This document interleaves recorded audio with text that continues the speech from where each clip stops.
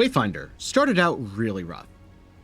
It began its life as an MMO published under Digital Extremes. And at the time, I looked at it, all the login issues, all the monetizations, and I said, you know what? This is the last thing I need in my life right now. But then the devs at Airship Syndicate got even worse news. They were being dropped by their publisher. So they had two choices. The easy thing to do would have been just shut the game down, write it off as a loss, that's it. But they chose hard mode, and since then, Airship Syndicate has worked tirelessly to remake Wayfinder into a single player with optional co-op ARPG. And you know what? It's absolutely paid off.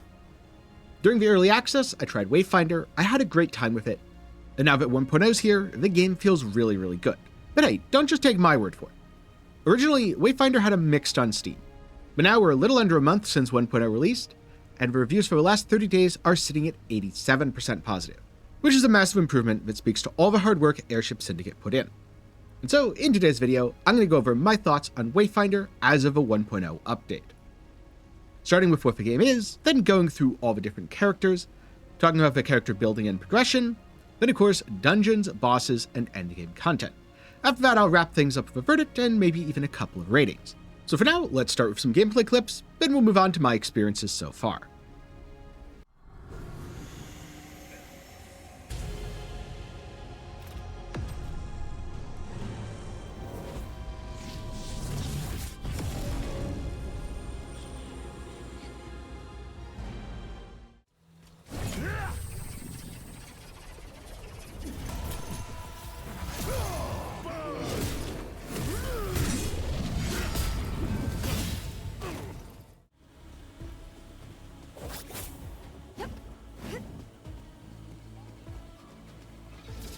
Bye-bye.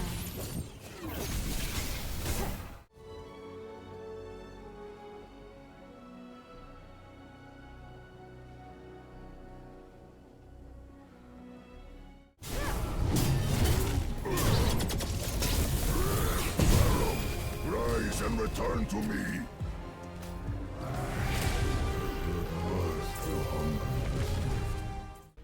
Alright, so what is Wayfinder? And what can you expect if you play the game? Well, early on, your experience is going to be following the main story, moving from zone to zone. And unfortunately, the main story, or at the very least the writing for it, is one of the game's weakest points. There's not much to say here aside of the skip button is very much your friend. But each of the different zones offer a slightly different experience. The first couple feel very open world and very MMO, which makes sense because they were designed during a point in time where the game was an MMO. But the most recent zone, the Crucible, feels much more single-player focused. There are still world events, there are still random encounters that you can run into, and there are still bosses to fight out in the open. But also there's a lot of fun nooks and crannies to explore, and a really cool traversal system in the grappling hook. To be honest with you, I think almost every game could be improved by the addition of a grappling hook, so I'm very glad to see it here. And yes, most of the endgame is completely instanced. You don't really need to go into the world, aside of collecting some of the spectra which you can use to craft various mutators. More on that in the endgame section. When you do happen to venture out, the world feels a lot more dynamic than many other single-player ARPGs. This is certainly helped by the fact that the game has a really vibrant and upbeat art style. But in my opinion, Wayfinder's major strong point is its combat.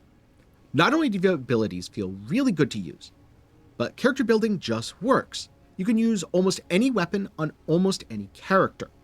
And while it might not be 100% optimal, it certainly feels strong enough to get you through all the content that's appropriate for your level. In fact, it often feels strong enough to get you through content that is not appropriate for your level, that you are under-leveled for, but hey, as long as you hit your buttons, you're totally fine. Now, as great as all this is, it's not perfect. And in fact, one aspect that really disappointed me, especially when I came back for 1.0, is the performance. I have a pretty strong computer. I'm running an i7-12700K and an RTX 3080. And on medium, the game struggles to maintain a stable frame rate. Doesn't matter if I set it down to 60 FPS, there are still drops, there are still random freezes, it hasn't crashed on me, which is good. But those freezes are at best annoying, and at worst going to get you killed. Which is really unfortunate because outside of those frame drops, the gameplay is as smooth as butter. But now let's talk about combat, which in my opinion is Wayfinder's strongest element. In short, you've got a light attack, a heavy attack, a weapon special, usually requiring you to do something to build up a meter, such as chaining your combos together, and then 4 Wayfinder specific abilities.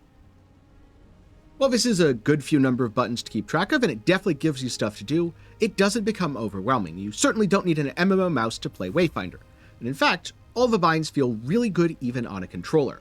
Plus, the characters are super mobile. You're able to double jump, dash in combat, all of which not only helps you to avoid enemy attacks, but allows you to unleash some truly devastating combinations, especially when your ultimate ability is charged and ready. And some really satisfying sound design, and you've got yourself a recipe for success. Now as of 1.0, there are 8 different Wayfinders you can play. At the start, you'll pick between 3 of them, Nis, Silo, or Wingrave. But after that, by progressing the main story, you unlock the other 5. Now each of these 8 characters feels distinct, so let's take a little time to get into what each of them has to offer. So first up you have Wingrave. He fills the Paladin archetype. A lot of his abilities have self-healing. For example, Righteous Strike, his main slice attack, will not only do a lot of damage to enemies in a big area, but it reduces the damage you take and provides healing. In other words, it's really easy to play him. In addition to this, you've got a shield to protect from range attacks, you can taunt enemies if you're playing in multiplayer, and you have his ultimate Divine Aegis, which is incredibly powerful, especially on dangerous story bosses, because for its duration, it gives you total immunity. So if you're not that great at mechanics, playing Wingrave could very well be for you. On the other hand, if rogues are more your jam, I would recommend Nis. She's all about agility. While her starting weapon is daggers, you can use pretty much anything on her. Many of her skills are based around shadow stepping to get behind enemies or inflicting massive debuffs and then unleashing a flurry of knives. Her ultimate, Gloom Shroud, means that for 8 seconds, shadow step can be used at no cost. So get ready to spam that button and step through enemies multiple times. She's fast, she's fluid, and like many rogue or assassin archetypes, she's all about hypermobility. Just keep in mind that in comparison to many of the other characters, Nis doesn't have very many defensive options, so if you're not good at dodging, this class might not be for you. Then there's Silo, who's a range specialist with a variety of grenades and bombs. Now, one of my favorite things to do on Silo is toss out an oil bomb, then set it alight with a firebomb. Unfortunately, Silo is also kind of built for range weapons, which if you're playing on a controller, doesn't really work very well. That said, I have heard good things about his skills and how they feel on keyboard and mouse. Plus, it is very fun to use his ultimate ability Arc Nemesis, where you basically just get to orbital strike everything in a large radius. And hey, if some enemies are getting too close to comfort, don't worry, he's got a decoy. It acts as a really good distraction and gives you plenty of time to get away, reposition, or reload your weapon. Next up, there's Kairos the Void Mage, who attacks foes to collect arcane fragments and uses them to power his more potent abilities. Much like Nis, he is all about damage. There's very few defensive options here, and he doesn't have a ton of healing either. But if you want to do big numbers and have absolutely massive swaths of AoE, then Kairos could very much be for you.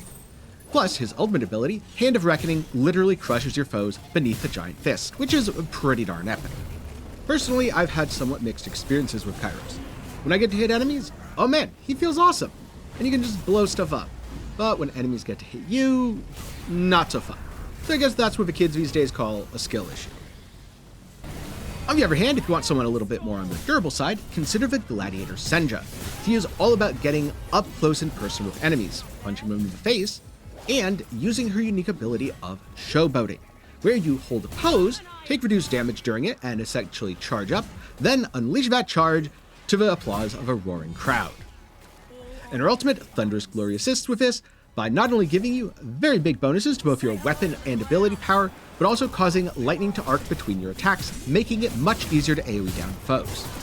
If you're looking for someone who's easy to play and fits into the melee archetype, then I strongly recommend Senja, as after Wingrave, she is one of the easiest characters to play in the entire game.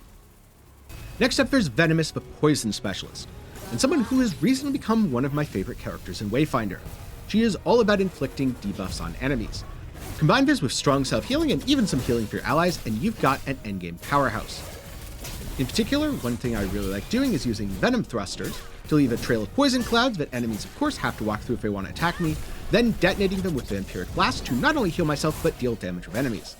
Plus, if there's too many foes, just use your ultimate Deep Breath to create a massive poison explosion and leave a lethal dot on anything that happens to survive the main blast. But no ARPG would be complete without a spin to win build, and that is where the Berserker Grendel comes in. He is all about getting into the face of enemies, and yes, his signature ability is Whirlwind, where you rapidly spin, striking everything within range.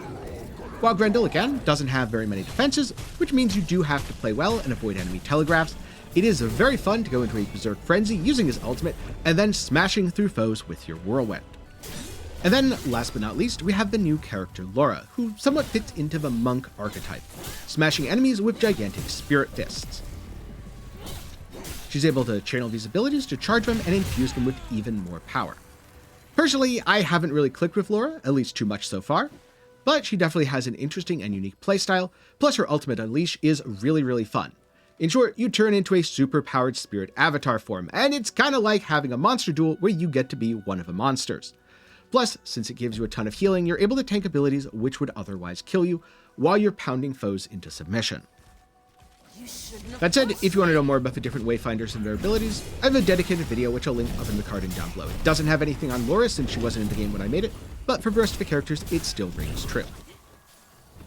Alright, so how does character progression work in Wayfinder? Because after all, this is an ARPG, and in many ARPGs, it's all about the loot. I have to say, this is one of the areas of Wayfinder that is a little bit weaker, because not very many of your character building choices truly feel transformative. Of the top, for example, you have your armor set, which is basically just an excuse to not only change the visual appearance of your character, but also get you some free stats. Then you have your weapon. There's a whole bunch of different weapons. Now, in terms of how their basic attacks work, they're pretty similar within an archetype. So Nightshade, being a gun, is going to be pretty similar to Covetous, that's also a gun. Whereas Portent, the two-handed weapon, is going to feel very different, as will say Warp and Weft, which is a sword and shield, and easily allows you to block enemy attacks. But each weapon has a unique special attack that definitely changes up how you use it. So for example, on Typhoon, you Shatter, a slam that increases enemy damage taken. Whereas on something like Vesper Mark III, you're placing down a Null Zone, which not only prevents enemies from using range attacks, something that is surprisingly helpful, but also it damages enemies caught in the field, so dropping out on a boss is highly effective. And beyond that, you have a whole bunch of other systems that mostly boil down to here are more stats. So you have accessories, then affinity, which enhances the bonuses you get from not only your weapon, but your accessories, and gives you a few character-specific perks.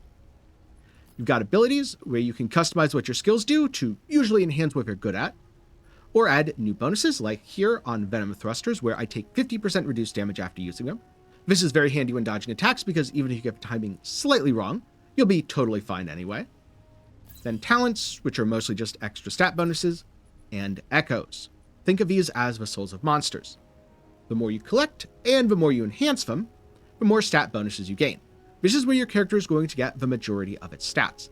And I do actually like this system. It's a good way to allow you to build whatever way you want. So in this case, I've gone for health, weapon power, and ability power. Pretty much all damage glass cannon, because that's what felt good to me. But if, say, I wanted to build into more defensive stats, then I'd do so by swapping some of my echoes, especially those in the flex slots. Offensive tends to have damage stats, defensive tends to have, well, defensive stats, and then the other slots either take very special boss echoes, such as this one for Teresa the Silence, the final boss in the game, or a combination of different stats. This echo, for example, has max health and weapon power, whereas the Goblin Seer Echo gives ability power and magic defense, kind of balancing offense and defense. Now, different accessories roll different echo slots, and different weapons also have some different slots. In addition to this, when you defeat powerful bosses, you have a chance to gain their echo, giving you even more character building possibilities, as most of these are procs that either deal damage or give you some defenses. Though you do get a good bit of customization here to build the character the way you want. So while I would say that character building is one of the weaker aspects of Wayfinder as a whole, it's not weak enough that it detracts from the experience, and you do still get some fun moments when that combination of character and weapon really hits just right. But even the best made character isn't very fun if you have nothing to use it on. And this is where Wayfinder's dungeons, known as expeditions, come in. As you play through the story, you're going to unlock various dungeons and also various bosses.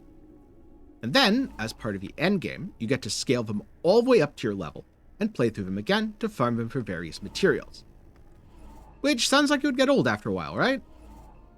And yeah, to an extent you are just doing the same thing over and over again, but they have a really cool way to change it up and keep things interesting. And that is the imbuement and mutator system. So if I add a flora imbuement here, I now have the toxic mutator, which will cause toxic mushrooms to appear throughout the level. If I then add the greed imbuement, this changes into gold blooms, little plants that shoot poison at you. But I could add a third. For example, if I added a flora imbuement, now I get a positive boon to help me take on the negative stuff. Alternatively, instead of doing both greed and flora, I could go double flora, allowing for the overgrowth mutator to be active. There's quite a few combinations between the different elements, and if you're struggling, you can always add a third, giving yourself a boon to help you go through all the troubles. Not only is this fun because it changes up the difficulty, but also it is crucial because it changes the rewards you get. Many of the accessories, and also many of the materials that you're grinding for, have a specific elemental affinity. So, you need to know what each combination is and be able to deal with a wide variety of mutators if you want to max out your characters through what is known as the Ascension system. This can be quite a grind, but for experiencing most of the game's content, it certainly isn't necessary. In terms of the dungeons themselves, they actually feel really, really good, and this is one of the areas where the game's MMO roots truly shine, because if you're making an MMO, you need those dungeons to feel great. You can't just go, oh, we'll procedurally generate it and worry about the rest later. So you don't just go in, kill some enemies, and end in a boss fight. No. There are going to be treasure chests dotted around that you have to go find. There are going to be small events that you can interact with, and while the dungeons are very large spaces, they have plenty of nooks and crannies, optional areas which you can use to build up additional reward progress, but technically you don't need to do if you'd rather just mainline through. Also, while each dungeon within a given area tends to have similar enemies, and in some cases the bosses do overlap a little bit, enemies in between different areas are quite distinct from each other, often having different feels and completely different layouts, so you're not just always running through a linear path. Personally, I find that most of the time, the best experience is to run from event to event, doing them along my way, but then head to the boss at about the halfway point so that I can fully charge and reap the rewards of a dungeon. Another area where Wayfinder's MMO roots cause it to truly shine is in the boss battles and mythic hunts. Now first up, the rewards you get from these are legendary weapons, specifically level 38 legendary weapons. So if there's anything that you think looks super cool and you want to start using, what you'll need to do is build up 4 mythic hunt tokens by defeating the mythic versions of bosses. Before you reach endgame, this system isn't available, but once it becomes available, this is going to be one of your main endgame grinds. In addition, you can also select bounties. These mean applying those same mutator modifiers, such as Corpse Bloom here, to a boss fight, making it much harder, but in addition, it gives you a lot of extra rewards. That said, it is pretty expensive to do that, so I don't recommend it if you think you're going to fail. Now, much like expeditions, you fight all of these bosses at some point throughout the story. But, also, like the expeditions, the endgame version is much harder.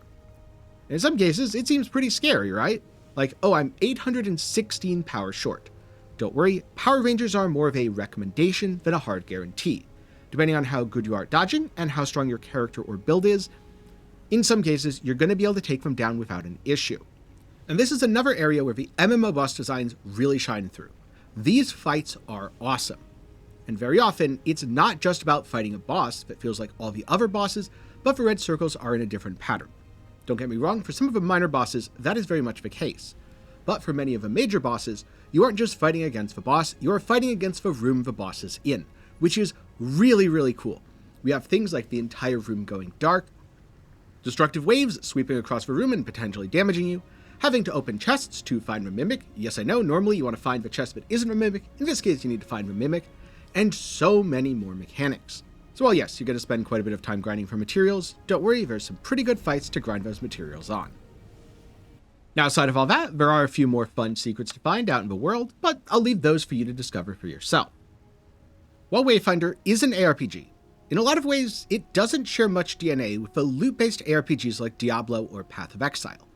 In fact, it reminds me a lot more of an action game or a roguelike, which makes sense since it has a lot of that same DNA with action combat titles, such as, say, Warframe, or maybe Guild Wars 2. So if those are the kinds of games you like, there's a very good chance you'll like this as well.